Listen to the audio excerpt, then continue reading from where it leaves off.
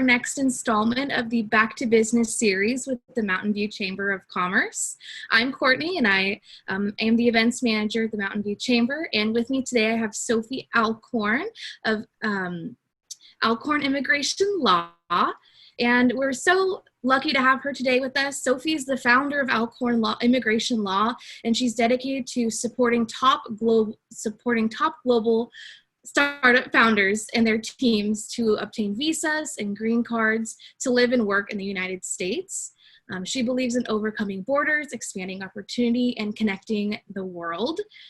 Today, we are here to talk about the H-1 visa and immigration and how it's going to impact your business. Sophie, thank you for being here today. Thank you so much, Courtney, and thank you for everybody who has just logged in. It's really lovely to see some familiar faces. So thank you, Joanne. Thank you, Laura. I see you. Thank you so much for joining. And yeah, we have a lot to talk about today. There's been a ton going on in immigration. So I have a lot of materials, but I would like to just ask Courtney to support me with a quick audience poll. So she has 2 questions for everybody that should pop up on your screen right now. If you could just share your role in your company and how familiar you are with the immigration process, that would be lovely information for me to see. And we'll just await your votes. So thank you. Yeah, I have a lot to cover today, so we'll dive into the presentation in just a minute, but I'll tell you a little bit about visas and green cards and how they work generally, and then there's so many updates about different things that have been in the news lately, so a lot to cover. So wonderful. Okay, great. Thank you. I see your responses. Appreciate it. Fantastic. Okay, we can dive in. That will help me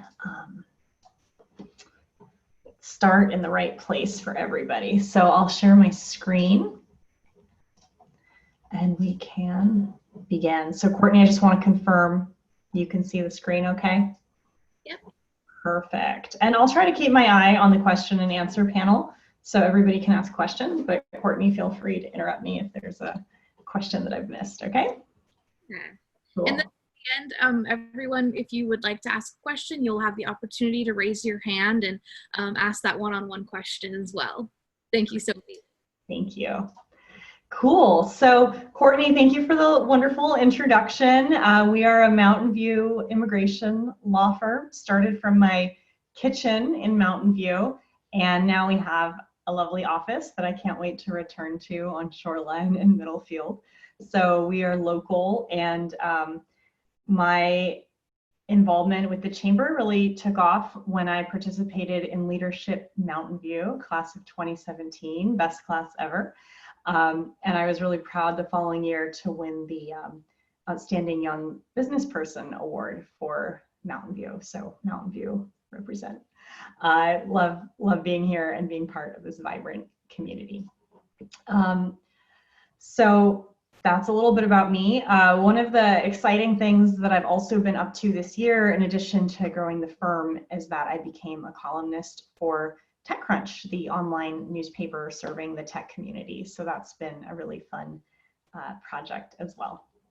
And I love my wonderful team. We are immigrants, we are children of immigrants, and so we really empathize with our clients, and our focus is winning and being compassionate, winning through being compassionate, doing a really good job because we're compassionate. So it's been fun to grow the business. And we've had a lot of amazing coverage by newspapers. I've been interviewed a lot lately by Bloomberg and the New York Times and Der Spiegel in Germany. So as immigration is more and more in the news, I'm happy to lend my voice to that discussion. And we're also proud to work with a lot of local venture capital firms and accelerators and different country programs and lots of Mountain View companies, both startups and brick and mortar businesses, and other, other more traditional business models. So everybody really is touched by immigration in one way or another.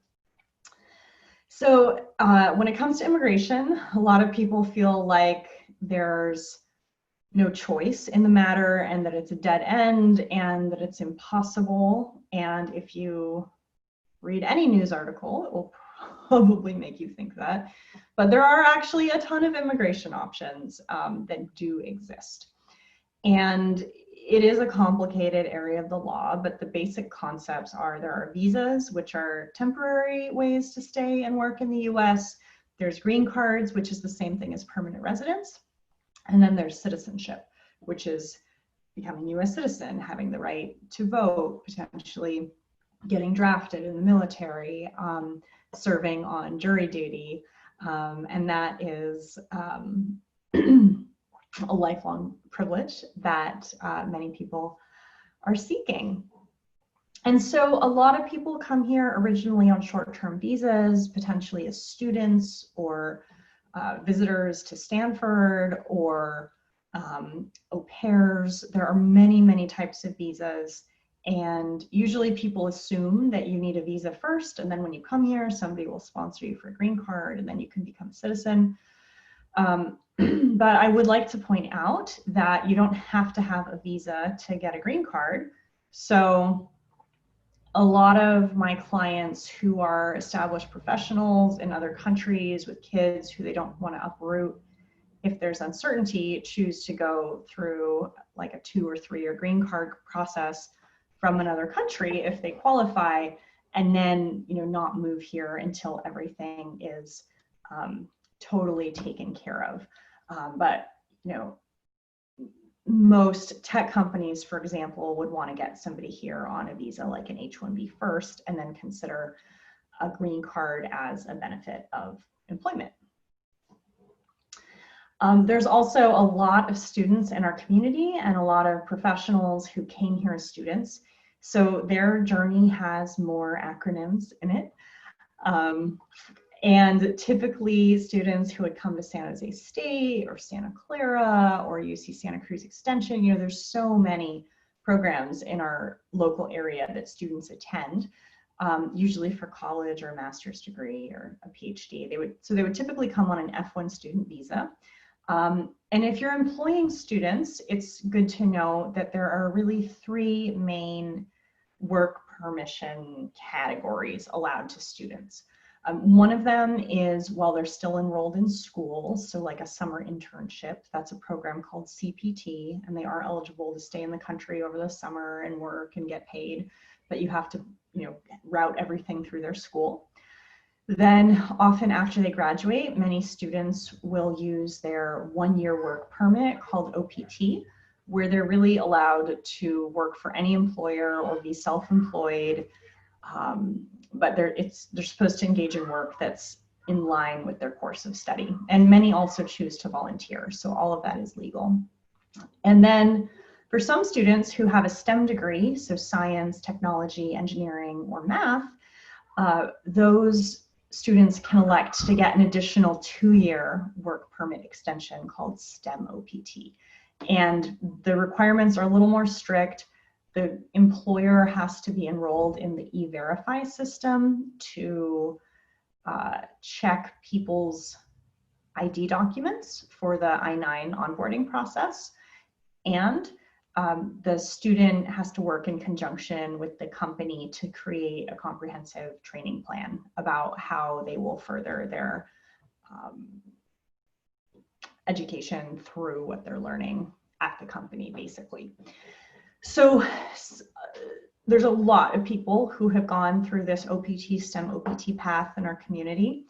I think Santa Clara County has one of the highest percentages of people born in other countries of anywhere in the state, and also anywhere in the country because of the amazing employers we have here and the amazing opportunities. So often it's the hope for these individuals that they will get H-1B visas, and then later that their companies will sponsor them for green cards, which is through a multi-step process that involves PERM and I-140, adjustment of status. So it can can either take a couple years, or if you were born in India or China, it could maybe take decades, because our system is not equal. It depends on which country you happen to have been born in. And then after you've had a green card for 5 years, that's when somebody could choose to become a citizen. So that's like the overview. There's a lot of ways to get green cards. People can do it through businesses, such as the EB-5 program, which is like investing in your own business. You could do it through work sponsorship, like if Google or LinkedIn or any business, it could be a restaurant, is going to sponsor somebody for a green card. And you can also get it through family. The most common option that you probably hear about is marrying a US citizen. So it's like, I always preface it by saying, okay, this is the least feminist question I get to ask you during our call today, but are you in love with a US citizen? And everybody always laughs, but it's funny because I meet, so many of the world's brightest people who want to come here. At the end of the day, if they are in love with a US citizen and they have a good faith marriage, it's so much easier to get a green card than even winning a Nobel Prize, which is insane. That's the way our system is set up. And then for countries with low levels of immigration, there's also this annual lottery that people can put their name into for free. And every June, the results are released, and then people have a little over a year to complete that process. So in the business realm, since this is the Mountain View Chamber, there are many, many subcategories. Some of these I alluded to, but there's green cards for extraordinary ability. So this is like the Nobel Prize winners or the Stanford professors or postdocs. This is also startup founders. And one of the reasons that our practice in Mountain View has grown and been successful is that, we've taken a more open-minded approach to fitting people of different backgrounds into these categories. So we have to pull from a list of 8, or 10, we have to prove that they meet 3 criteria, but it could be anything. So it doesn't have to be an entrepreneur or a researcher. You could really apply this to any business field, but we have to show that the person, for example, had a leading role or was a member of groups that are hard to get into or authored some papers or had newspaper articles written about them. So there's lots of creative ways that we can use that category. Some big companies and universities will sponsor people in this EB-1B research category. There's also a lot of multinational companies in our local vicinity like Google, and I know a lot of people end up getting these green cards as multinational managers who worked for an overseas subsidiary for a year, and they're transferring here to continue to be a manager, so they can get a green card that way. There's also green cards for outstanding people who might not be extraordinary, but are doing work in the national interest. So anybody working on a COVID vaccine or cure, if you want a green card, I'm pretty sure we could get you one really quickly that way. And there's also a similar category. Most companies typically focus on these EB2 and EB3 categories, which involve trying to recruit Americans to see if there's anybody able, willing, and qualified to do the job instead of the international person. And then if there's no Americans to do it, then they can move on to offer the job to the person from the other country. But we've also had a lot of success in the EB1A and EB2 national interest waiver categories because people don't need a company to sponsor them for that. So if somebody's accomplished and doesn't have $1 million to invest in a business and get an EB5, they could potentially bootstrap their way to the US through their portfolio of professional experience through one of those categories. So, I alluded to this.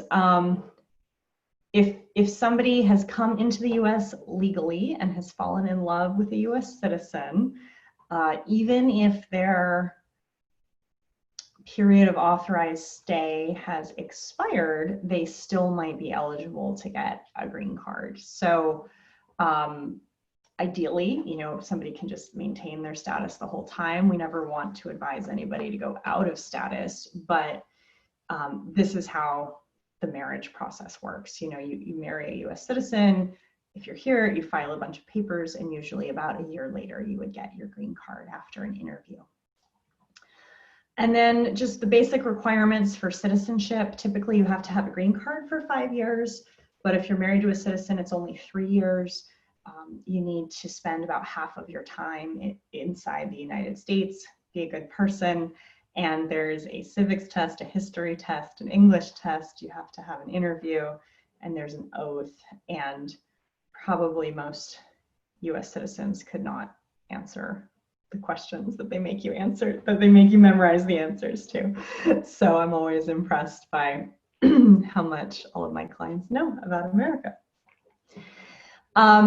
You know, whenever somebody's going into one of these immigration processes, there's a lot of things to keep in mind. I would say that over the last 3.5 years, the most important factor of all of these is people's time, because the government has been, how do I say this? Exceeding previous practices for the copious volume of information they are requesting from companies and individuals in order to grant them any sort of visa or green card. This may be with the intention to stop employers from sponsoring people. So I just want you to know, you know, it's possible, but like, you do have to commit some time and energy to this process to creating a strong application, because your attorneys can't just piece together information from the ether or intuition. We need, you know, company information and documents to prove everything.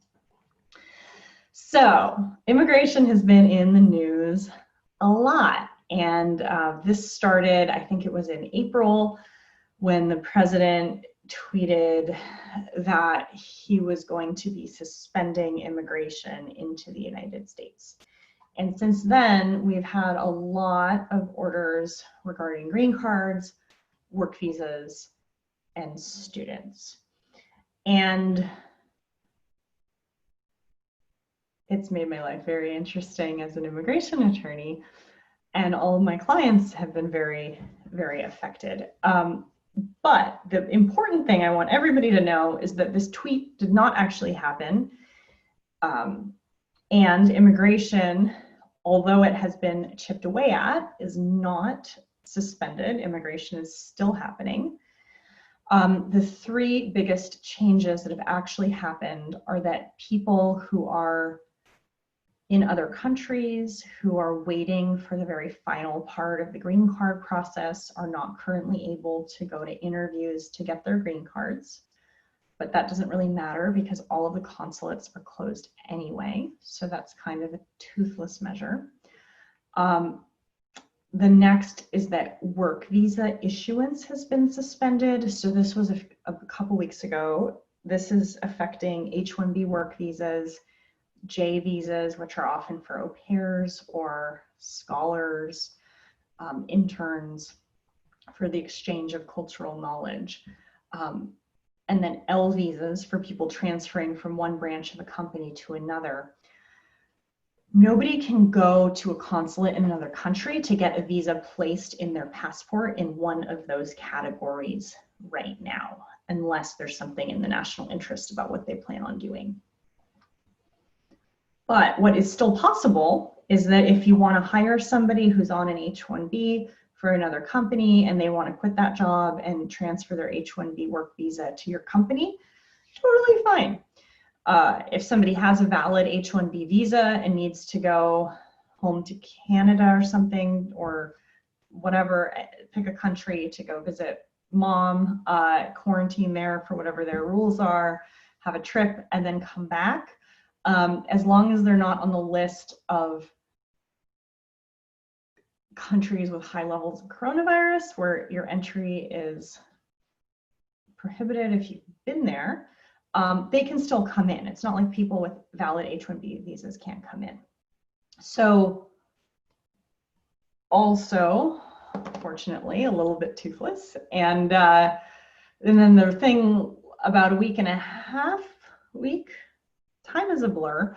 The thing that happened sometime in the last 7 to 15 days is that all of the international students, and there's more than 1 million of them, if their universities in the fall were only going to offer online classes, those students were supposed to switch to a different university or leave the country or change immigration status. And they were only going to have, in some cases, 4 to 5 weeks to pull that off. So the latest news on that is that Harvard, MIT, and Johns Hopkins sued the administration, like ICE and probably Department of Homeland Security. And yesterday, I think, sorry, it's been an intense week. Yeah, this was yesterday. Yesterday, after a lot of backlash, there was a settlement in this litigation, and the government basically agreed that they weren't going to do that anymore and that we could return to the status quo from 2 weeks ago. So international students are going to be okay for another semester. It's been a roller coaster. And there's even before that tweet, there were a lot of other changes that different parts of the government were working on to ensure public health and safety, not necessarily for any political or election-based purposes. And so some of those more long-standing changes that we're now slowly starting to see be different are, so the consulates have been closed, only people getting emergency visas could get through. That meant, like, is somebody dying, or are you going to stop COVID? So very difficult to get visas, but we're starting to see our clients being able to schedule appointments now, so that's really good. I alluded to this, travel is prohibited. So for example, if you've been in the Schengen area of Europe within the last 14 days, you're not allowed to enter the United States. So, some countries like Canada are making people stay at home for 14 days upon entering, and that's how they're controlling it. Some countries like the Bahamas are just giving you a COVID test at the airport when you arrive, and if it's negative, you're allowed to go roam about on your vacation. So every country is interpreting this differently, but our rule is if you've been in any of these areas, you can't come in for 14 days. So when people want to come here from Europe or Brazil or China, I tell them, why don't you pick a lovely Caribbean destination that is not going to ban you, have a nice vacation there, and then, after that you can say, okay, no, I haven't been in one of these affected areas within the last 14 days. So a lot of people are going to get vacations, which I support.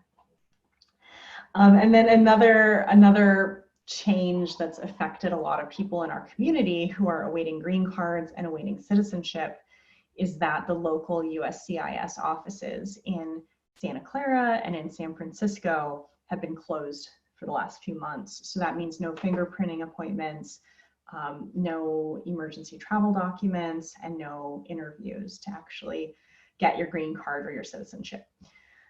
So they're slowly reopening. We have a lot of clients who should be having interviews, but have not been rescheduled yet, even though supposedly they're starting to reschedule people. I think the plan for citizenship oath ceremonies is that people have to stay in their cars, and they're allowed to get out of their car for 2 seconds to take the oath, and then they have to go back in their car to finish the ceremony. So they're trying to figure out creative ways to make it work. So, hopefully soon people will be able to continue with those processes again, and hopefully people will be able to get their citizenship in time to vote in fall for the November election. There are a lot of stories I've been hearing from our community about people who are on H-1B visas and other types of working visas, and maybe they get laid off from one company and then they have an offer at another company. Often people in work visas have a 60-day grace period window to be able to find new employment after the last day of their current job. So 60 days can be a tight window. The goal is that you have to have your new process filed by day 60, so it's at least pending, and then you can keep staying here and waiting while it's pending. But there are some people who have slipped through the cracks. Maybe one employer extended an offer, started the 4-week process to initiate a new H-1B, but then their sales tanked, so they had to renege the offer right before the end of the 60 days, but then the person found a new job, but the 60 days is over. So like I would call this one of these special situations because of coronavirus, and there is a way to ask the government to make an exception to their normally extremely strict time rules for those sorts of situations. And then, we're all often still working from home. I know we're slowly reopening, but I'm at home right now in Mountain View, and a lot of people are. We've had shelter in place in effect. So the thing to know that a lot of people don't know is if you're on an H-1B, or if you're a company and you want to sponsor somebody for this, it is possible to set these visas up to allow working from home. But you just need to be deliberate about it from the beginning. Make sure like the minimum wage is calculated appropriately for the geographical area of the home. And you have to know if your employee moves to be able to monitor that and update it if necessary.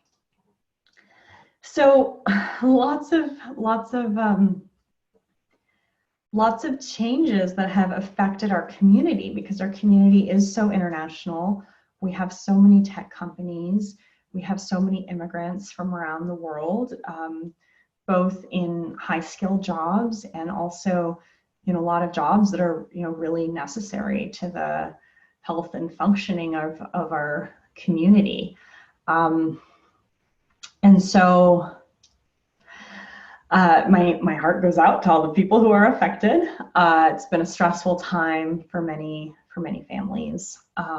My kids go to school in Mountain View, and I know a lot of their classmates are immigrants, or their parents are immigrants. So definitely immigration is part of the fabric of our community. And what I want employers to know going back to business is that immigration is still possible. Don't think it's not. If you're trying to recruit candidates who are at other companies, just know that there's ways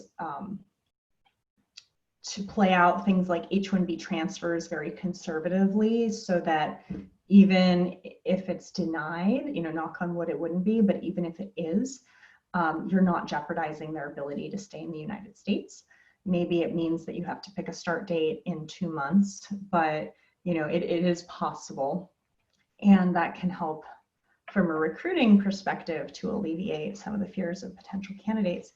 Because there are actually a ton of businesses in Mountain View that are hiring, startups that continue to raise funding during the pandemic, businesses that saw an increase due to shelter in place, a lot of tech companies that see an opportunity to attract top talent that maybe got laid off from other companies. So there's still a lot of opportunities.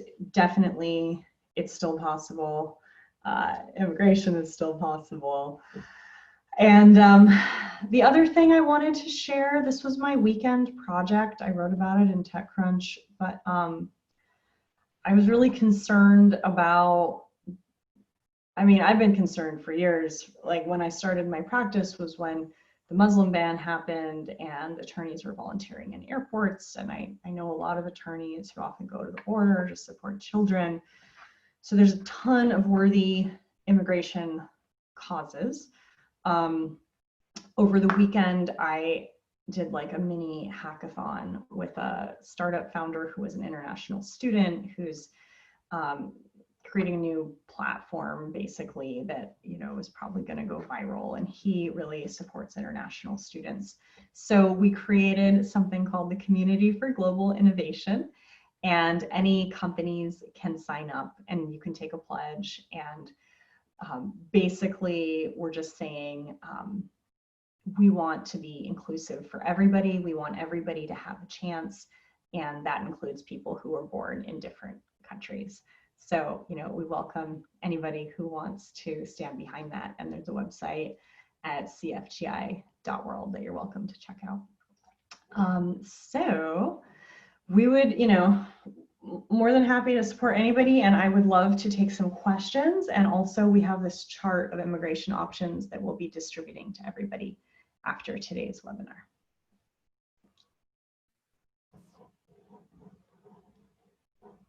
Thank you, Sophie. That was so informative. I feel like I learned so much about this topic, so I feel much more comfortable talking about it with people now. So thank you so much. You're welcome. You're welcome. I'm sure our audience feels the same. If anyone in the audience has a question or a comment and you don't feel like typing it out, you can just raise your hand.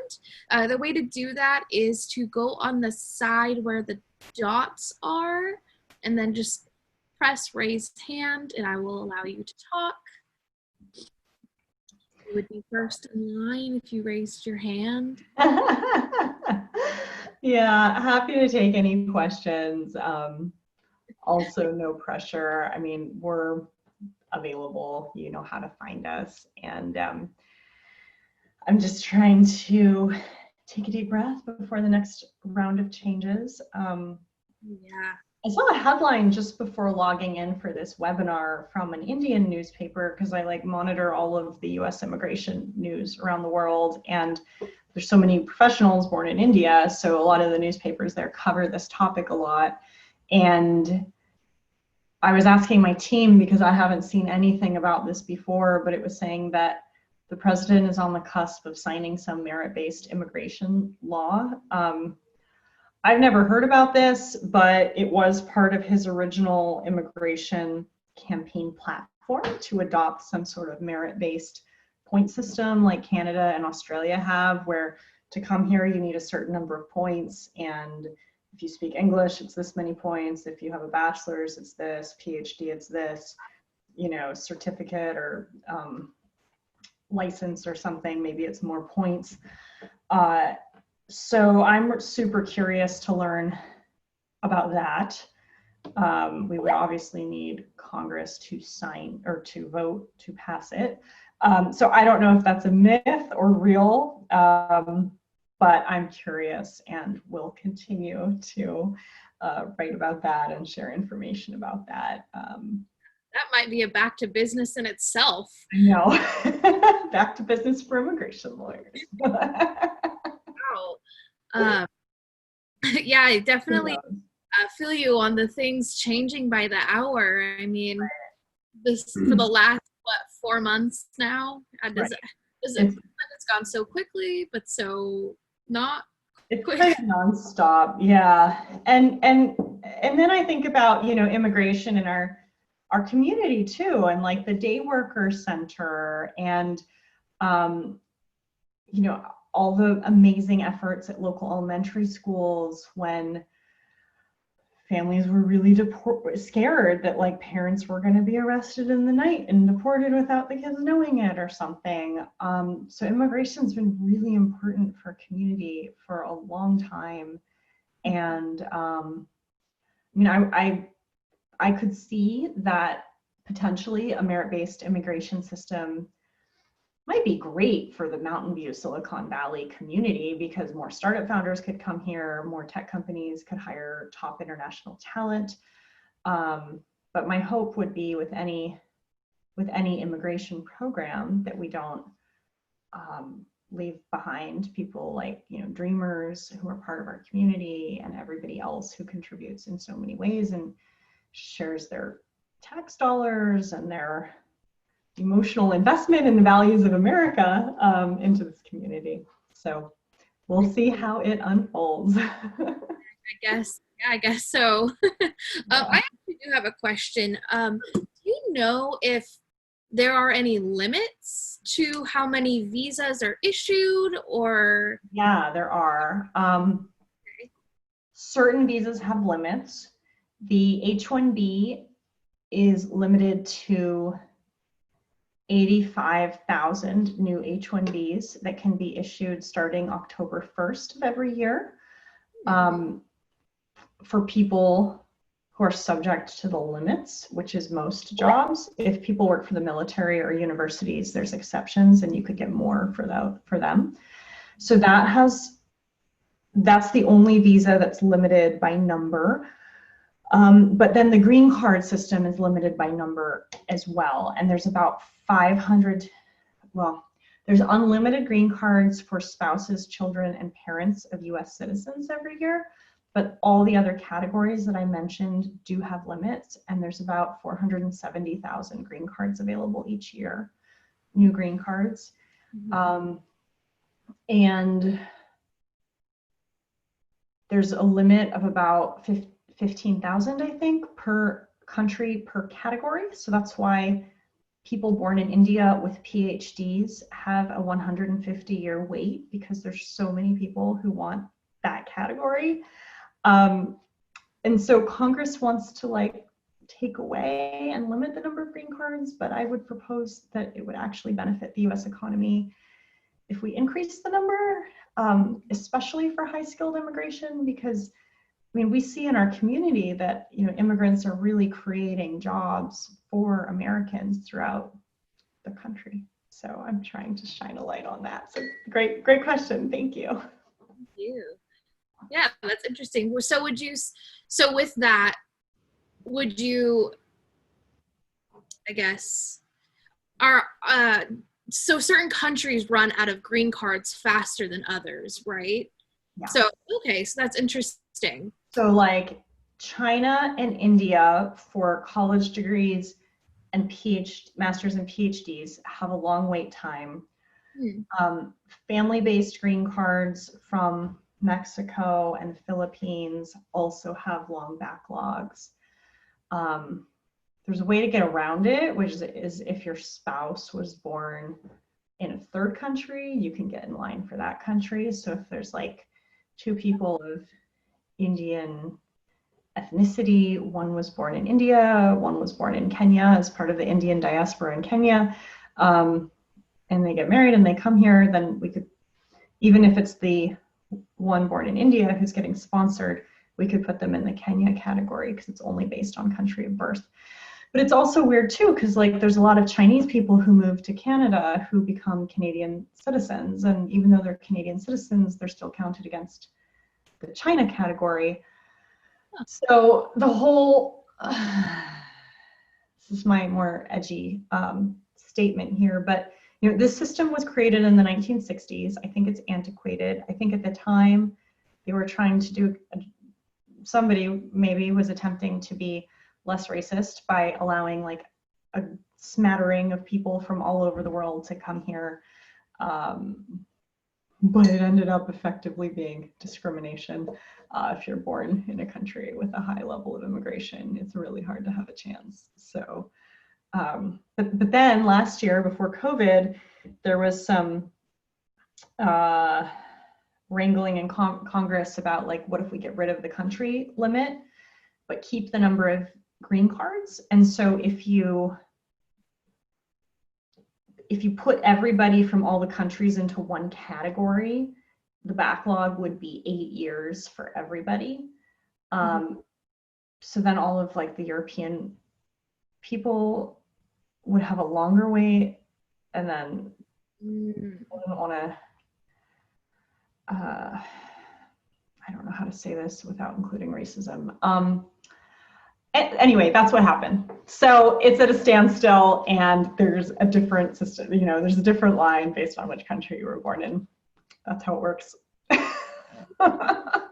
Tricky questions, but I really appreciate, and I'm sure our viewers do too, really appreciate you answering them and your honest feedback. You are a professional in this field, so you know exactly what you're talking about. Thank you so much. Well, I would love to rewrite this whole system one day, so just can't wait for that opportunity. We'll be looking forward to it. For our last comment, do you have any advice for any employers looking to obtain a visa for their employers or anyone? I've been told, well, Sophie, at least you're cheaper than a recruiter. So I just want people to know that like it's an upfront investment, but at an early, especially an early stage company, finding the right person can be critical to the success of the endeavor. So if the right person for your team happens to have been born in a foreign country, don't stop there. It's definitely worth investigating and getting some insight into, okay, what are the options? What are the strategies? What's the timeline? What's the risk? What's the investment? Because at least then, you know, you have knowledge and you can like weigh everything into your decision. So I'm always happy to talk with anybody about that as well. Awesome. Well, thank you so much, Sophie. It's been a pleasure, and we've learned so much. And thank you again. This has been wonderful.